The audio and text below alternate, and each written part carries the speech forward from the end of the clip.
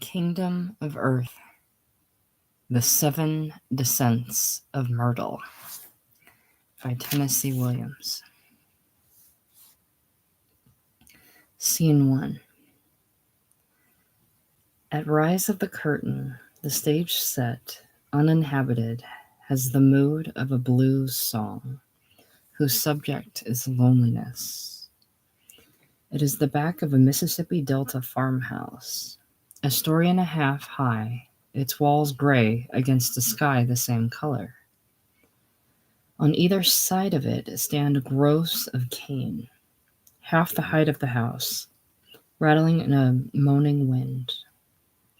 Continually through these sounds is heard the low, insistent murmur of vast waters in flood or near it.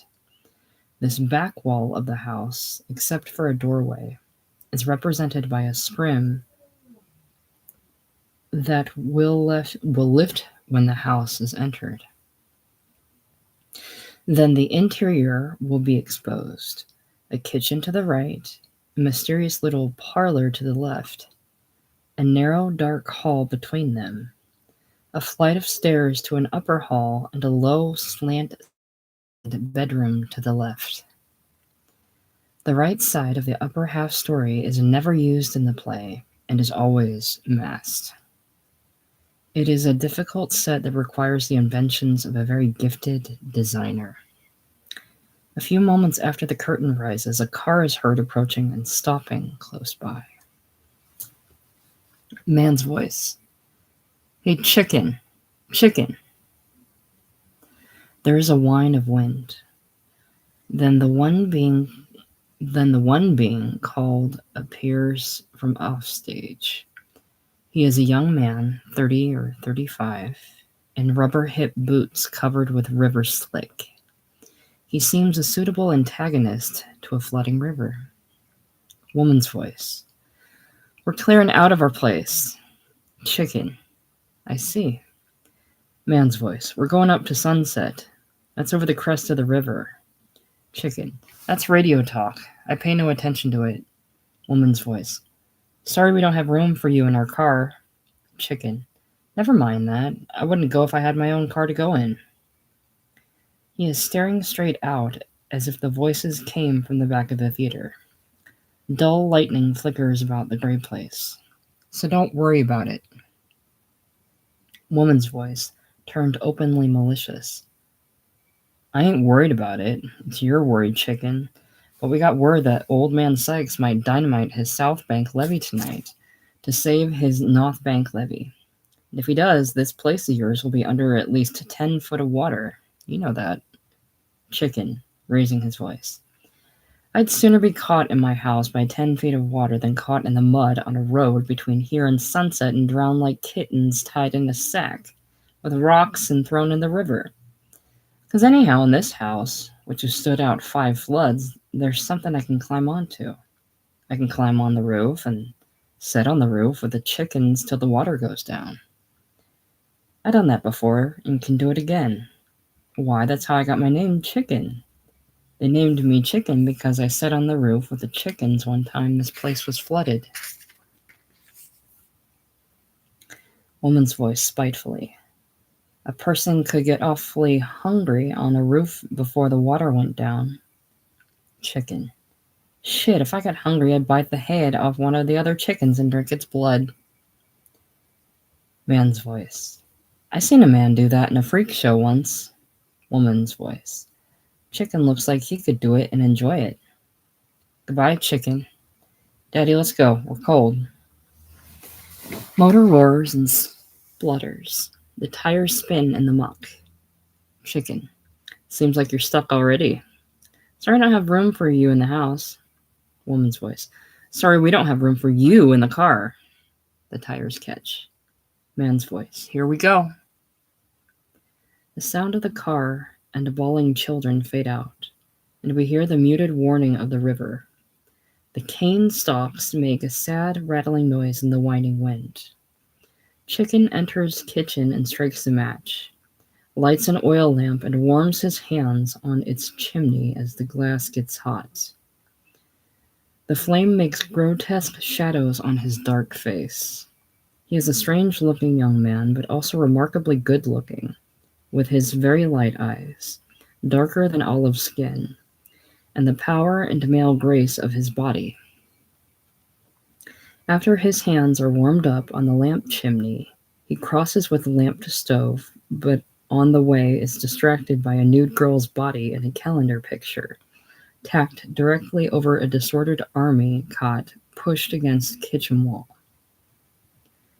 He turns the lamp up higher to see the picture more clearly, one hand at the same time falling involuntarily down his body. But he mutters sharply, "Nah," and then goes on to the stove and cupboard. He starts preparing himself a pot of coffee, from time to time repeating the woman's mocking shout, "Sorry, we don't have room for you in the car." After some moments he abruptly freezes, cocking his head like an animal at a warning sound. He listens for several beats before the audience can hear what he hears, the sound of an approaching motor. As the sound gets close to the house, he blows out the lamp and leans over it, as if glaring out a dim window in the open wall of the set. Then mutters sharply to himself, "Chicken. Him." Motor stops nearby, and a woman's voice is heard crying out something. Chicken grunts, astonished. Him and a woman. He sets the lamp down quickly and runs to lock the door between the narrow, dark hall and the kitchen. Myrtle and Lot appear downstage left, by the back door of the house. Neither is a person that could avoid curious attention. Myrtle is a rather fleshy young woman, amiably loud-voiced. She was wearing a pink turtleneck sweater and tight slacks. Her blonde-dyed hair is tied up in a wet silk scarf, magenta-colored. Her appearance suggests an imitation of a Hollywood glamour girl, which doesn't succeed as a good imitation. Lot comes on behind her, bearing 2 suitcases with great difficulty. He is a frail, delicately, you might say exotically, pretty youth of about 20. He is 10 years younger than Myrtle, and his frailty makes him look even younger. Myrtle dominates him in an amiable way. Myrtle: "This here ain't the front door of the house." Lot, panting: "No, back." Myrtle: "Well, then you just march yourself around to the front door, then, because I'm not about to enter my new home for the first time by the back door. No, siree, I'm not." Has already started around the house, brushing through the canebrake. "I don't expect you to carry me over the threshold like you ought to, but at least you don't have to take me in the back door." Her complaint is affable, gay. She is enormously relieved that the dreadful journey is over safely. Myrtle is a good-natured thing, almost ridiculously so. She has nothing else to meet the world with but good nature. Her vigorous voice fades under the whine of wind. Lot draws a deep, difficult breath and attempts to follow her vigorous lead, but can't make it. He staggers coughing against the rain-washed gray wall of the house, dropping his damp cardboard suitcase. He leans panting against the wet frame wall as Myrtle calls to him from out front above wind. "Hey, Lot, come on." Inside the dim kitchen, at a safe distance from the dusty window pane in the imaginary fourth wall, Chicken is leaning stiffly over to look out and listen, like a crouched animal. He is muttering barely audible to himself. After about 10 beats, Myrtle stops waiting out front and comes charging back around the side of the house, imitating the howl of the wind. Ooh, that wind is penetrating, sharp as a butcher's knife. What's holding you up back there? Lot: "No breath left." She rushes up to him, an avalanche of motherly concern. Myrtle: "Aw, baby love." Lot: "Shouldn't have tried to carry luggage." He raises his pale, lost eyes to the fading out sky above Myrtle's look of concern. Myrtle. Well, I swan. Lot breathlessly with a touch of disdain. What is swan? Why swan?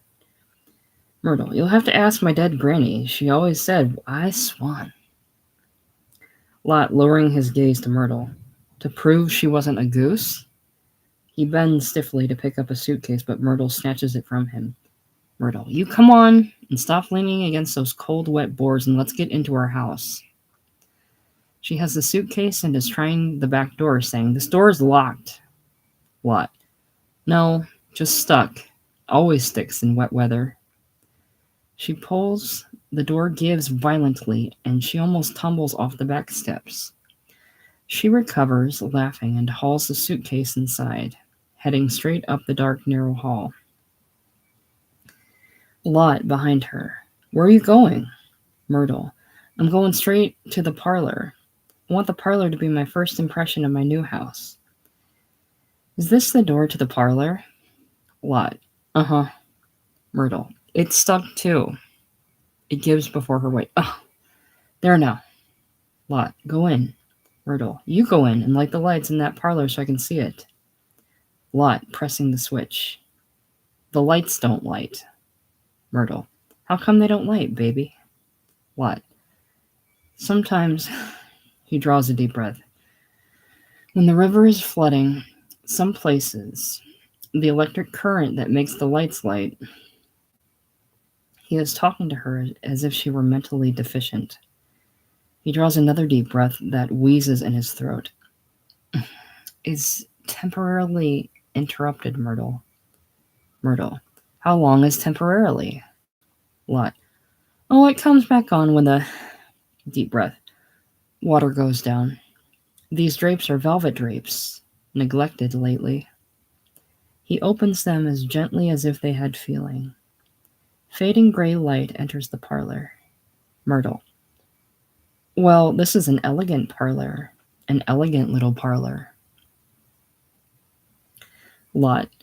My mother did all she could to give some quality to the place, but my father, deep breath, was not just indifferent to the effort she made, but opposed it.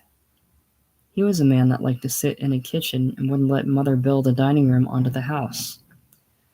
When he died, howling like a wild beast, mother was free to transform this place or tear it down to the ground. But life was cruel to mother. It gave her no time to carry out her plans. Myrtle. She, Lot, outlived my father by shortly less than 1 year. Myrtle. Sad. Lot. Yes. Tragic. Myrtle. A parlor with gold chairs is like a dream. Lot. The chandelier is crystal, but the pendants are dusty. They've got to be all taken down one by one, dipped in hot soapy water, then rinsed in a bowl of clear water, then dried off with soft tissue paper and hung back up. Chicken grins savagely in the kitchen. Mother and I used to do it. She never allowed the colored girl to touch a thing in this parlor or even come in it. Beautiful things can only be safely cared for by people that know and love them. The day before she died, do you know what she did? Myrtle shakes her head, staring curiously at her exotic young husband. She climbed a ladder in here and removed each crystal pendant from the little brass hook it hung on, passed it down to me to be soaped and rinsed and dried, and then replaced on its little brass hook. Son, she said to me, help me down off this ladder. I don't know why I'm so tired. Myrtle. Baby, you got a mother complex, as they call it, and I'm going to make you forget it. You hear me? Lot. You've got a voice that no one in a room with you could help but hear when you speak. Myrtle. That's all right. When I speak, I want to be heard. Now, baby, this mother complex, I want to get that out of you, Lot, because I'm not just your wife. I'm also your mother, and I'm not dead, I'm living. Of course, I don't mean I'm going to replace her in your heart, but she draws up one of the little gilded chairs close to the one on which he is seated. Lot. Don't sit on Mother's gold chairs. They break too easy. Myrtle. You're sitting on one. What? I'm lighter than you. Myrtle. Well, I stand corrected, Mr. Skin and Bones. Do I have to stay on my feet in this parlor, or can I sit on the sofa? What? Yes, sit on the sofa. Slight pause. His head droops forward and his violet-lidded eyes close. The little animal has to make a home of its own. Myrtle. I didn't catch that remark? What? Myrtle. You said something about an animal. What? I'm too tired to know what I'm saying. Myrtle. Are you too tired to hear what I'm saying? What? What are you saying? Myrtle. I'm saying that all my electric equipment is sitting out there under the leaky roof of your car. What? Oh, yes. Myrtle. Didn't you tell me you had people working here for you? What? There's a house girl named Clara and her unmarried husband. Myrtle. How do you call this unmarried couple when you want something done? What? You have to step outside and ring a bell for him. Myrtle. Where's this bell you ring for him? What? The bell is in the kitchen. Myrtle. Well, kitchen, here I come. During the above, Chicken had opened the kitchen door to hear the talk in the parlor. Now he closes and locks the door silently. The unmarried couple is going to step pretty lively for Mrs. Lot Ravenstock. She charges to the kitchen door behind which Chicken is lurking. Lot sways and falls off the chair, staggers to the sofa. Myrtle finds the door locked, rattles the knob, and calls out. Who's in there? Who's in this kitchen? Somebody's in there. She presses her ear to the door. Chicken breathes loudly as if he had been fighting. Myrtle rattles the knob again, and a key falls to the floor inside the kitchen. Myrtle is startled and subdued. She returns to the parlor as if a little frightened. If that's a dog in there, why don't it bark? What? Dog? Myrtle. That kitchen door was locked, or it was stuck mighty tight. And I swear I heard something breathing right behind it, like a big dog was in there. Then I rattled the knob and I heard a key fall to the floor. Will you wake up and listen to what I tell you? Lot. Hoarse whisper. I thought he was hiding in there. Myrtle. Who? What? Lot. Chicken. Myrtle. Chicken? Hiding? A chicken, you say, is hiding in the kitchen? What are you talking about? No chicken breathes that loud that I ever met. Lot. Myrtle. When I say chicken, I don't mean the kind of chicken with feathers. I mean my half-brother Chicken who runs this place for me. Myrtle. I'll be switched. This is a piece of news. Lot. Keep your voice down, please. I got some things to tell you about the situation on this place. Myrtle. Maybe you should have told me about it before. Lot. Yes, maybe. But anyhow, now, Myrtle. You are making me nervous. You mean your brother is hiding in that kitchen while we are sitting in here half frozen? Lot. Can't you talk quiet? Myrtle. Not when I'm upset. If he is in there, why don't you call him out? Lot. He'll come out after a while. The sight of a woman talking in this house must give him a little something to think about in that kitchen, is what I figure. Myrtle. Well, all I is, well, Lot. That's what I figure. Myrtle. And that's why you're shaking all over, not because it's cold. Lot. I'm shaken because I am cold with no fire anywhere in this house except in the kitchen, and it's locked up with him in it. Myrtle. This makes about as much sense as a Chinese crossword puzzle to me, but maybe that long, wet ride has injured my brain. Can you explain to me why this half-brother of yours would be hiding in the kitchen when we come home, pretending not to be here, or God knows what? What? Everything can't be explained to you all at once here, Myrtle. Will you try to remember something? Will you just try to get something in your head? Myrtle. What? Lot. This place is mine. You are my wife. You are now the lady of the house. Is that understood? Myrtle. Then why... Lot. Shh. Will you? Please. Keep your voice down to something under a shout. Myrtle. But... Lot. Will you please? Pause. Myrtle. All right. Sniffs. Now I got the shivers too. If he's in the kitchen, why don't he come out? Lot. Oh, he'll come out after he's had 3 or 4 drinks in there to work up his nerve. Myrtle. You mean he's bashful? Lot. He's strange by nature and not accepted around here. Myrtle. I think we ought to go call him. It would be more natural too. Lot. He won't come out till he's ready. Be patient. Do you like sherry wine? Myrtle. I don't think I ever had any. Lot. Some of Miss Lottie's sherry is still left in this old cut glass decanter. Myrtle. Absently. Oh, good. Lot, in his thin, breathless voice. This is Bohemian glass. These here wine glasses are. Myrtle. What do you know? Lot. Every afternoon about this time, Miss Lottie would take a glass of the Spanish sherry with a raw egg in it to keep her strength up. It would always revive her, even when she was down to 82 pounds.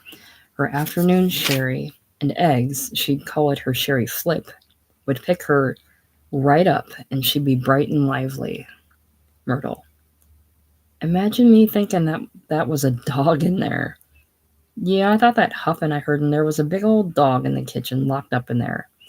I didn't I didn't suspect it was your brother. He begins to cough. The cough shakes him like a dead leaf, and he leans panting against the wall, staring at Myrtle with pale, stricken eyes. She gathers him close in her arms. My baby, precious love, that's an awful cough. I wonder if you could be coming down with the flu. What? Listen. He's moving now. Chicken's frozen attitude by the door was released by the sound of Lot's paroxysm of coughing. He crosses to a cupboard, takes out a jug, and takes a long, long drink. A place with no woman sure does all go to pieces. Myrtle. Well, now there's a woman here. Lot. That's right. We'll make some changes. Myrtle. You bet we will. And bright and early tomorrow, the first thing we do after breakfast, we'll get out that old step ladder and watch those whatchamacallums and make them shine like the chandelier in Lowe's State on Main Street in Memphis. And we'll do a whole lot of things as soon as this weather clears up. And soon it's going to be summer. You know that, sugar? It's going to be summer real soon, and a small animal needs a place of its own. Lot. Yeah, it'll be summer. The afternoons will be long. The damp will dry out of the walls, and Myrtle. I'm going to make you rest and build you up. You hear me? I'm going to make you recover your lost strength, baby. You and me are going to have us a baby, and if it's a boy, we're going to call it Lot. And if it's a girl, we're going to name her Lottie. Lot, his eyes falling shut. If beds could talk, what stories they could tell. Myrtle. Baby, last night don't count. You was too nervous. I'll tell you something I know that might surprise you. A man is twice as nervous as a woman, and you are twice as nervous as a man. What? Do you mean I'm not a man? Myrtle. I mean you're a man, but superior to a man. Hugs him to her and sings. Cuddle up a little closer, baby mine. Cuddle up and say, you'll be my clinging vine. Sugar. Last night you touched the deepest chord in my nature, is the maternal chord in me. Tonight I'm going to cradle you up in my arms. Probably won't sleep, just to watch you sleeping and hold you all night long. And it'll be better than sleep. Do you realize what a beautiful thing you are? What?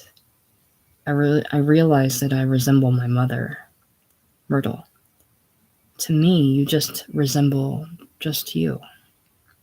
The first, the most, the only refined man in my life. Skin, eyes, hair any girl would be jealous of. A mouth like a flower. Kiss me. He submits to a kiss. I could kiss you forever. What? I wouldn't be able to breathe. Myrtle. You're refined and elegant as this parlor. Lot. I want you to promise me something. If Chicken asks you, and when he gets drunk, he will ask you, Myrtle, Chicken will ask me nothing that I won't answer in aces and spades. Lot. There's something you mustn't answer if he asks you. Myrtle. What thing is that, baby? Lot. If I'm a... Myrtle, if you're a what? Lot. Strong lover. Tell him I satisfy you. Myrtle. Oh, now, baby, there'd be no lie about that. You know there's a lot more to this sex business than two people jumping up and down on each other's eggs. You know that, or you ought to. Lot. I'm going to satisfy you when I get my strength back. And meanwhile, make out like I do. Completely. Already. I mean, when talking to Chicken. Myrtle. Aw, Chicken again? A man that huffs like a dog and hides in the kitchen? Do you think I'd talk about us to him? About our love with each other? All I want from that man is that he opens the kitchen door so I can go in there and grab hold of the bell and ring the clapper off it for the girl that works here, that Clara. I'll make her step all right. And step quick, too. The first thing she's got to do is haul in all that electric equipment sitting in the car before it gets damp and rusts on me. What? Myrtle, I told you that when there's a danger of flood, the colored help on the place cut out for higher ground. Till the danger's over. Myrtle, then what are we doing on low ground instead of high ground? Lot, to protect our property from possible flood damage. This is your house, your home. Aren't you concerned with protecting it for us? Myrtle, my house, my home? I've never known. I never even suspected how much having property of my own could mean to me until all of a sudden I have some. House, home, land, a little dream of a parlor, elegant as you, refined as you are. During this talk, Chicken has his ear pressed to the kitchen door, fiercely muttering phrases from the talk. Lot. Chicken calls me a sissy. Myrtle. Well, he better not call you no sissy when Myrtle's around. I'll fix his wagon up good. I will. Lot. Shh.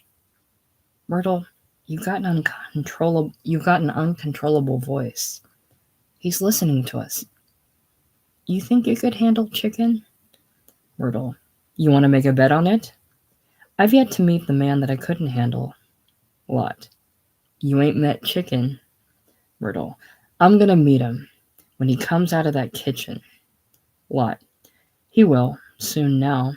It's getting dark outside and I heard him set the jug down on the kitchen table.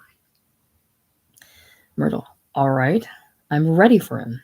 Anytime he comes out, I'm ready to meet him. And one thing I want to get straight. Who's going to be running this place? Me or this Chicken? Lot. This place is mine. You're my wife. Myrtle. That's what I wanted to know. Then I'm in charge here. Lot. You're taking the place of Miss Lottie. She ran the house and you'll run it. Myrtle. Good.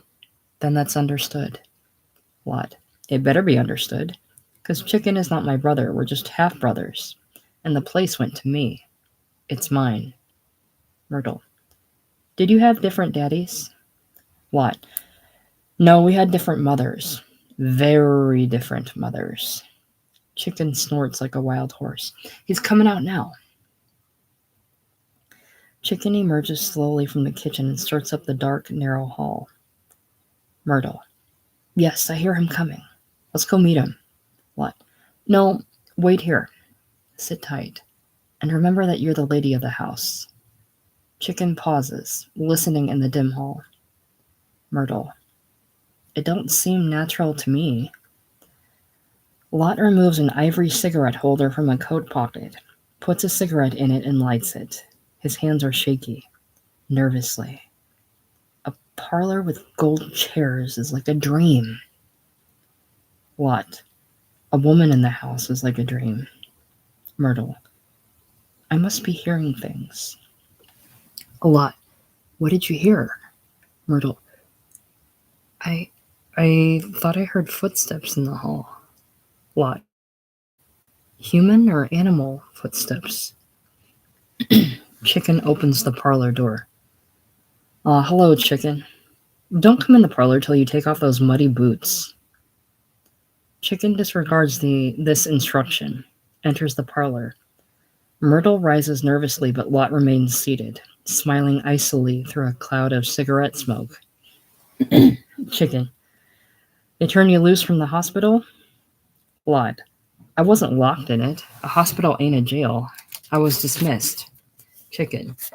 Couldn't do nothing more for you? Lot. I was dismissed as cured. Chicken. I see. And who is this woman? Lot. You mean who is this lady? This lady is my wife. Myrtle, this is Chicken. Chicken, this is Myrtle. Chicken. Why did you all come back here? Lot. Wanted to is the reason. Chicken. With this flood in the country, in the county? Lot. That's right. I wanted to see that my mother's things are taken out of the parlor before the downstairs is flooded. Chicken. What good'll that do if the upstairs is flooded too? Myrtle. Oh my God, the flood won't go that high, will it? Chicken. You don't know much about floods. Myrtle. All I know is I'm scared to death of deep water. Chicken. And how come you drove back here through that high water? You must have hit south of Sunset. Myrtle. I begged a lot to turn back, but he was bound and determined to get us home. I couldn't stop him. He was determined to make it. Chicken. Want to know something? This time tomorrow, both floors of this house will be full of flood water. Myrtle draws a long, noisy breath of dismay and terror. The river gauge is 32 foot of water at Friars Point, and the crest is still above Memphis. And I just got word from those sons of bitches potters that old man Sykes is about to blow up the south end of his levee to save the rest of it. He's planning to dynamite it tonight. And you come home just in time for it. Myrtle. Lot. Baby. I think we ought to turn around and drive back. Lot. No. We're home. We're not going to leave here. Chicken's just trying to scare us. Why don't you leave, Chicken, if you're scared of the flood? Chicken. I ain't about to leave here. You know we got this agreement. Have you forgotten about the agreement we signed between us? Lot. That was before I got married. Now I am. Chicken to Myrtle. Are you his nurse? Myrtle. Why, no. I'm Mrs. Lot Ravenstock, and have been Mrs. Lot Ravenstock since yesterday morning. Chicken. I know of invalid men to marry their nurses, or anyhow live with them like they was married. Myrtle. We're married, and I wasn't a nurse. You know, I don't think I've ever seen so little resemblance between two brothers. Chicken. We're half-brothers. Lot. Chicken's much darker complected. Don't you notice? Myrtle. There's so little light in the room. Chicken. I work out in the fields and Lot just lays in bed. Lot. I'd like some hot coffee now. Chicken. Coffee's in the kitchen. He returns to the kitchen. Myrtle. Get up, Lot. Come along. Lot, remaining on sofa. How does he impress you? Myrtle.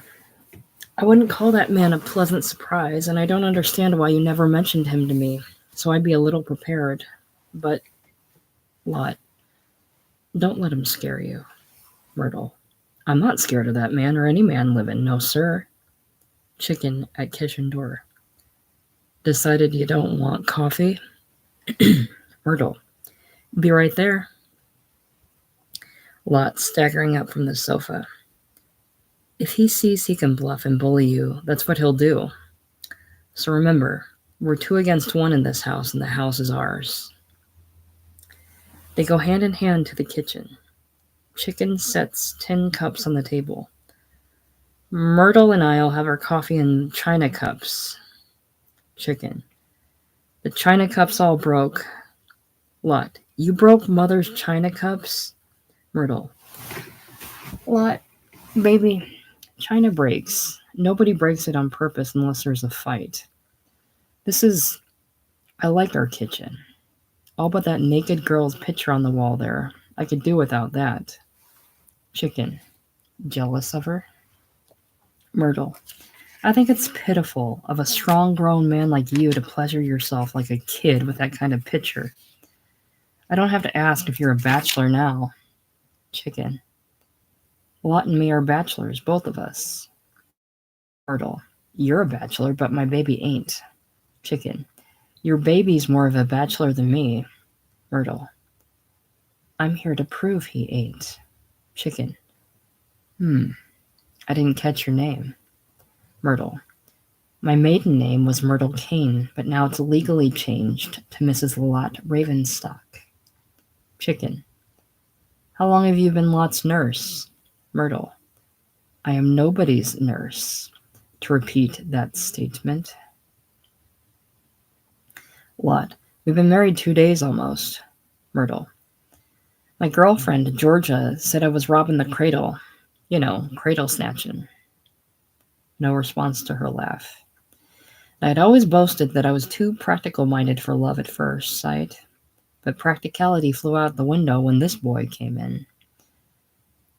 I want you to know it turned my bones to water. Lot. Chicken, we'll have some coffee. Chicken. Pour some out of the coffee pot on the stove. He stares steadily at Myrtle. So you're in the nursing profession? Lot. Myrtle was in show business. Myrtle. Why do you keep asking if I'm a nurse? Oh, I once did a little of what they call practical nursing. Took care of a feeble person till he died on me, out of kindness, sympathy. She's pouring coffee into 3 tin cups. Is everyone's name in the pot? The coffee's still hot. Chicken. Yeah. Show business, huh? Myrtle. I've had all kinds of employment in my life. Respectable employment. She laughs genially and gives Chicken a playful little slap on the shoulder. Oh, in my life I've taken the sweets with the sours, and it's been smooth as silk in my experience. And other times rough as a cob. Yes, I've known both in my time. However, I've kept my head above water. That I can say for myself. And I've rowed my own boat, too. Never had to depend on another soul. No, sir, I've pulled my own weight in this world. Here is my right hand to God if you don't believe me, and nobody never has made me better. No, sir. What all I have done. I'll tell you all that I have done in my life, and that's a plenty. Yes, sirree, a plenty. Lot. Myrtle. Myrtle. Huh? What, baby? Lot. I think it's time to bring in that carload of electric equipment. Myrtle. Your brother and me will do that. Don't worry about it. Your brother wants to know what all I've done in my life, and I'm going to tell him. You might find it interesting, too. Lot. Yes, I might, if I hadn't already heard it. He sinks into a chair, and his eyes fall shut. His eyelids are violet. He sways a little as if he might fall from the chair. Myrtle. I'll just hit the high spots, baby. When I was 15, I worked as operator of a photomatic machine on the beach at Galveston, Texas. You won't believe this, but it's true, as I'm standing here before you. I've been the headless woman in a carnival show. All a fake, done with mirrors. Sat in a chair and pretended to have no head. It was done with mirrors, but completely convincing. Lot. Myrtle, skip to the show business. Myrtle. Baby, that was show business. My first experience in it, and it's where my heart still belongs. Chicken. What is she talking about? Lot, as if asleep. Myrtle was in show business. Chicken. Huh? Lot, rousing a bit. Show him that picture of the 4 hot shots for mobile. Myrtle. Oh, that old snap. That old publicity still. I wonder if I still got it. Lot. You showed it to me the minute after we met. Myrtle. I'll see if I still got it on me. Lot. You put it back in your handbag. Myrtle. Pandora's box. Chicken. Whose box? Myrtle, a bit nervously. Cups refilled with coffee. Now let me lead a parade back into that elegant little parlor, and I'll show you, and I'll tell you about the 4 hot shots for mobile. Come along, follow me, boys. She has put the tin cups of coffee on a plate, marches into the parlor, and sets the plate down on a table before the couch. Lot and Chicken are still in the kitchen. Chicken. Only a lunatic would marry you, and you sure have found the right party. Lot. Is the blackbird of jealousy eating at your heart, Chicken? Myrtle. Boys, I found the picture of the 4 hot shots from mobile, and I'm waiting to show it to you. Chicken. She wants you to get up out of the chair and go in Miss Lottie's parlor, if you can. Lot. Sure I can, without trouble. He gets up and falls to his knees. Chicken laughs and sets him on his feet. Chicken. Able to walk, or do you have to be carried? Lot. The long trip made me dizzy. Myrtle. Boys. Chicken. I bet there's a buzzard circling over the house since you got here. He turns away from Lot and goes to the parlor. Lot leans on the kitchen table a moment, and gathers a bit of strength and follows into the parlor. Myrtle has had no trouble at all in finding the publicity still. She gazes at the photograph with a beguilement that it has never failed to give her. Chicken enters the parlor. She turns to him with a warm smile, extending the photo to him. Chicken takes it from her and regards it with considerable interest. Consciously or not, he drops one of his large, dusky hands over his crotch, which is emphasized, pushed out by his hip boots. Myrtle. Well, there you are. Here we are. Lot sits carefully down on one of the little gold chairs. Here we are outside of the Dewdrop Inn and the live town of Tallahassee, FLA. It's in color, you see. Chicken.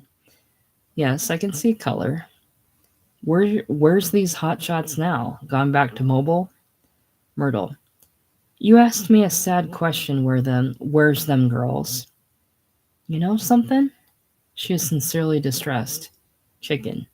I know lots of things, but I won't know that till you tell me. Myrtle blows her nose and dabs her eyes. From right to left, this tall redhead they call the statuesque beauty. Chicken grunts, but with interest. Her mutilated corpse was found under a trestle 3 years ago this spring. Chicken grunts again. Don't that break your heart? Chicken. No. Myrtle. Someone, some pervert, I reckon, had cut her up with a knife, writ up in all the papers. You must have heard about it. I'm telling you, it just about broke my heart. She was full of vim, vigor, and vitality. And fun? The statuesque beauty was a continual circus. Chicken. Circus quit now. Myrtle. This one, next to her, sweet thing, still in her teens, billed as the Gulf Coast Blaze, a victim of a illegal operation. Chicken. Dead? Myrtle, blowing her nose again. Not living, brother. Bless her old sweet soul. And this one, next to her, billed as the Texas Explosion. Somehow I feel that her end was saddest of all. Devoured a full bottle of sleeping pills one night in a Wichita, Kansas hotel. Chicken. Suicide, huh? Myrtle. Well, brother, you don't devour a full bottle of sleeping pills with much expectation of getting up early tomorrow. Oh, and this one, my God, the Midnight Storm. She went on drugs.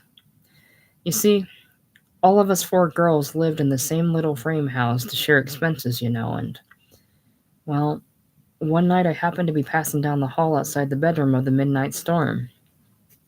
I smelt a strong smell of incense. I knocked at the midnight storm's door, and this strange voice called out, "Who's there?"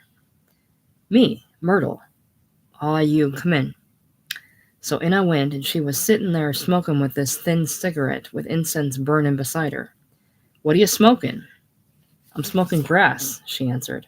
"Have a stick with me, Myrtle." But instinct told me not to. Lot. "I'm tired. Let's go up now." Myrtle hugging him to her. "Rest on Myrtle, baby, and let me finish the story." At that time in Mobile, I was totally ignorant then of the things like that, but I had the suspicion that something had gone wrong with the midnight storm. Chicken. "Aw." Myrtle. "She took the first step to what she finally come to. So we other girls and me, we talked it over and regretfully had to ask the midnight storm to give up her room there with us. Painful. Very. But we didn't want the house raided. We were clean living girls, as you'd hope to find in show business. Here's me, the petite personality kid that had all the luck in that outfit. And even her luck come mighty close to petering out once or twice, but character saved me. Chicken. You are the petite personality kid? Myrtle. That's how they build me, brother. Chicken. Built you? Myrtle. No, build, not built. It's a term in show business, meaning the name by which you are introduced to the public. Chicken. You've been introduced to the public? Myrtle. Yeah, many times, many places. Return snapshot to patent leather purse. Chicken. How did the public like it? He gives her a slow wolfish grin, his eyes appraising her body. Did they yell, "Take it off"? Or did they yell, "Keep it on"? Myrtle laughs heartily, but with a note of uncertainty. Lot. Myrtle has a personality that the public responds to. Chicken. Aww. Lot. She received an ovation on TV. I saw it. I heard it. I was there to audition as, draws a long, painful breath, MC for a Tonight in Memphis show. Chicken. Did the public respond to you too? Lot. I was interviewed, and he shrugs slightly and puts a cigarette in an ivory holder. Chicken. After this interview, you thought you'd do better back here with a stripper to nurse you? Myrtle. Now, I don't like that. That's a little uncalled for. Chicken. Did I say something wrong? Lot. You said something wrong and offensive. Myrtle. It's my personality that I sell to the public, mainly. Chicken. Yes, I bet. You kick with the right leg, you kick with the left leg, and between your legs you make your living? Myrtle. Some remarks I deliberately don't hear. Lot. Chicken. Now that I'm home, in my home, on my land, with my wife, filthy talk has got to stop around here. I don't care if it means us getting along without you. Chicken. Aw, you want me to go now? Myrtle.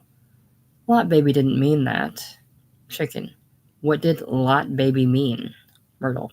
All he means was we're sitting here in this elegant little parlor under a crystal glass chandelier, and Lot feels, and I feel too, that we should all talk and act like gentlemen and ladies. Lot. I want to go to bed. I want to go up to bed while I still have the strength to. Chicken. Your nurse will carry you up. Myrtle. Lot, show your brother we're married. Let him see the license. Lot produces a paper. Chicken. Shit, you can buy those things for 2 bits in a novelty store to show in a motel where you brought a woman to lay. Myrtle. This marriage license is genuine. And if you doubt my word for it, call up the TV station in Memphis where we were married. Lot. Myrtle and I were married on television yesterday morning. Chicken. That statement makes no more sense than if you told me you licked TB and you've got the strength of a mule team. Myrtle. Want to hear the whole story? Chicken. A joke? Myrtle. Brother, this is no joke. Lot. Let me lie down on this sofa. Myrtle. Lie down, baby, and rest your head in my lap while I tell your brother what happened to me in Memphis 2 days ago. Lot reclines on the sofa with his head in Myrtle's lap. As she tells her story, she strokes his forehead and hair. To start at the beginning, my luck had run out. You know, luck does that sometimes. It peters out on you no matter how hard you try, and decent and clean you live, and close you are to your Savior. Trials come in a lifetime, and you got to face and accept them till the wheel of fortune turns again your way. Chicken. Make this story short. Myrtle. All right. Day before yesterday, I happened to be on the street in Memphis for no particular reason, and I seen this long line of people, all women, and I said to myself, these people are waiting for something. And if that many people are standing in line for something, it must be good. Chicken. Uh-huh. Get on with the story. Myrtle. Well, I fell in the lineup with these other ladies, and suddenly, all at once, this little Jewish type man come bolting out and hollered, "Ladies, the studio's full. No more admissions today." Everybody went, "Aw," disappointed, but I said, "Mister, I don't know what this is, but I want in on this thing. I've been standing here 2 hours, and I want in on this thing, whatever it is." I had him by the arm. He gave me a funny look. He must have seen something in me, and he said, "Girlie, you just watch here where I go and follow me as fast as you can without attracting attention." He sort of whispered this to me out of the side of his mouth. So I stepped out of the line. I seen him bustling into a little alleyway back of the TV studio. I followed him around here and in a fire escape door. And you know where I found myself? On a TV stage. And there I was, right there, right smack in the middle of a TV show. And this nice little plump man, he had me by the elbow with such a tight grip I don't think a greased alligator could have got loose. And the first I known, do you know what I was doing? Chicken. Hustling a fast buck or two? Myrtle. I was standing in front of a mic with cameras and lights on me, telling my story, broadcasting my woes to the world. I started to cry, and everyone started to laugh. The studio rocked with them laughing. Why, when I was in show business as the personality kid, if I'd ever rocked a club like I rocked the TV public, I would, I betcha, had my name in white lights on Broadway. That's the truth, I would have. Chicken. Come to the point of the story if there is one. Myrtle. I sobbed and cried, and it made me mad that they laughed. You know how mad it makes you to pour your heart out to someone and have him mock you? Well, then I cut loose. I let him have it. I hollered out, "What's so funny?" And then this little man that had ushered me in the back way, he whispered something to the MC of the show. And to my shock and astonishment, a moment later I was led up to and set down on a golden throne. And a big gold jeweled crown was set on my head, and the MC shouted to the audience, all applauding, "Hail to the Queen! All hail!" She makes a grand gesture. "All hail to thee, Queen of the Day." Lot. Myrtle. Condense the story. Myrtle, oblivious to his suggestion. Well, I'm telling you, brother, I could have dropped through the stage floor to the boiler room in the basement. When I realized that, accidentally, just out of the blue, that I had been chosen, selected as queen for nothing more or less than pouring out my heart to a room full of strangers. Lot. I was there in that room. Myrtle. Yes. That's right. My blessed baby was there. Now then, I was given 2 choices, to be the Hollywood queen for a day or the take life easy queen. Chicken. This is a bitch of a story. Myrtle. Yes, ain't it? Now, the Hollywood Queen for a Day is sent to Hollywood, first class on a plane, provided with a sport ensemble for daytime and a formal for night, and has her hair styled by the hairstylist for the stars. And she spends 8 hours hobnobbing with screen celebrities in famous places. On the other hand, the Take Life Easy Queen gets a small fortune in electric household equipment. Well, like every girl in show business, and many out of it too, Hollywood was my dream. But what? Tell him why you switched and how we got married on a national hookup. Myrtle. That's what I'm working up to. Chicken. You're working up to it slowly. Myrtle. Give me patience. You want to know how this happened? Chicken. Not if it takes till midnight. Myrtle. I'm leading up to the climax, which is the climax of my life.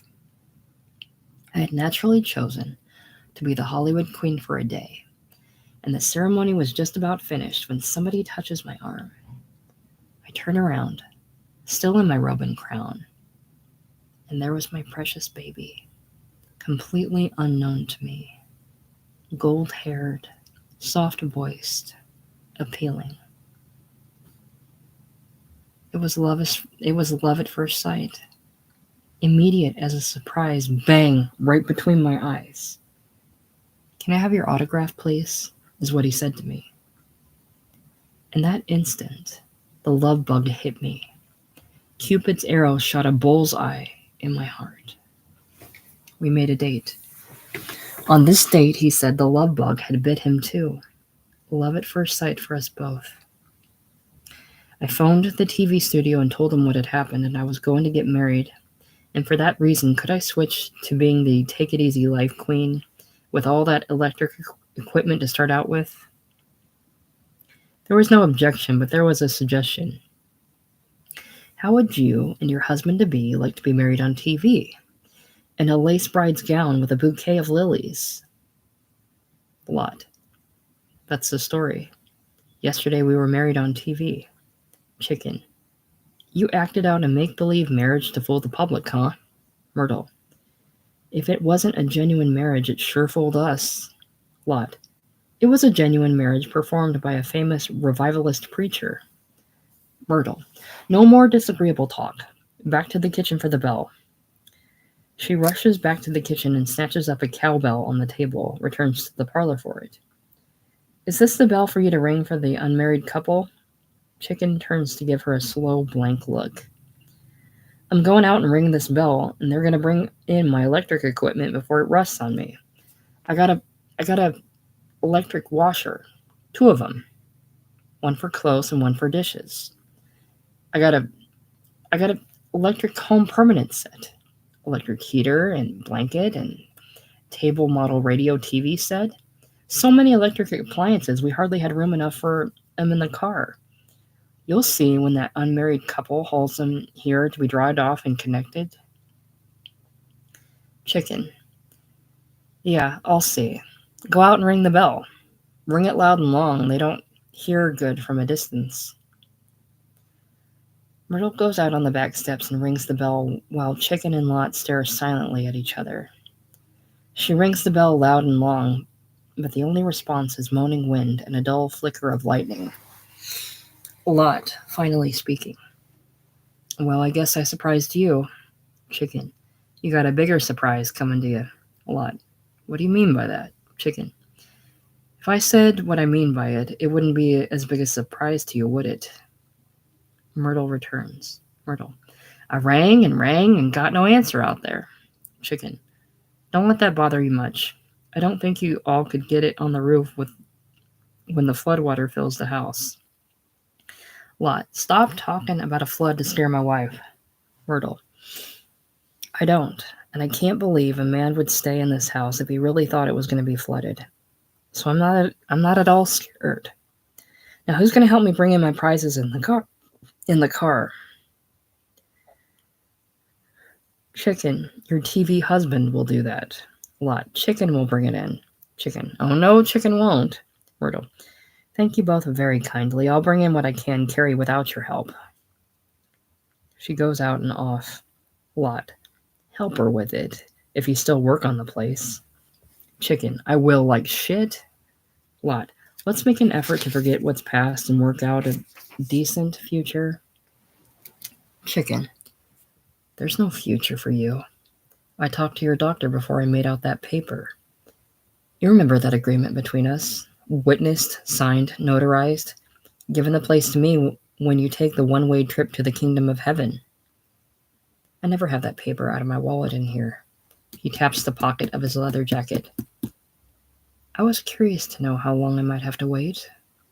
I got your Memphis doctor on the phone to ask about the condition of your lungs. One's gone, he told me, and the other one's going. Limit, 6 months. Now past.